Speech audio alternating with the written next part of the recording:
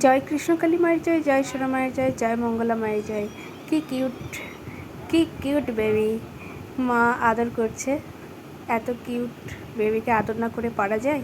কিন্তু এই কিউট বেবিটি খুব অসুস্থ অবস্থায় পৃথিবীতে এসেছিল। মানে যখন পৃথিবীতে আসে তখন এই বাচ্চাটির কোনো জ্ঞান ছিল না, সার ছিল না, চোখ মানে বন্ধ ছিল, চোখও ফোটেনি, মানে অসাড় অবস্থায় এসেছিল পৃথিবীতে। শুধুমাত্র মায়ের নাম জপ করে বাচ্চাটি এখন সম্পূর্ণ সুস্থ এবং খুব কিউট বেবি, খুব সুস্থ আছে শুধুমাত্র মায়ের নাম জপ করে।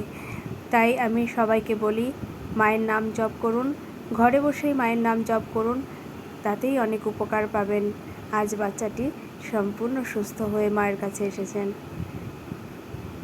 ঘরে বসে মায়ের নাম জপ করলে মা অনেক রকম বিপদ থেকেই উদ্ধার করে।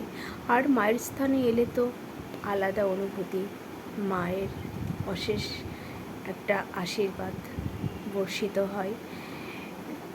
সত্যি সেটা তো যে কোনো তীর্থস্থানে গেলেই একটা আলাদা শক্তি, আলাদা অনুভূতি হয়। তো যারা একদমই পারবেন না তারা মায়ের নাম করুন ঘরে বসেই, আর যারা পারবেন অবশ্যই মায়ের কাছে আসুন। মা কৃপাময়ী, মা দয়াময়ী, মা এসেছেন সবার মঙ্গলের জন্য। মঙ্গলা মায়ের হাত ধরে মা এসেছেন আমাদের কাছে। তাই মায়ের নাম জপ করুন, মা অবশ্যই সাড়া দেবেন।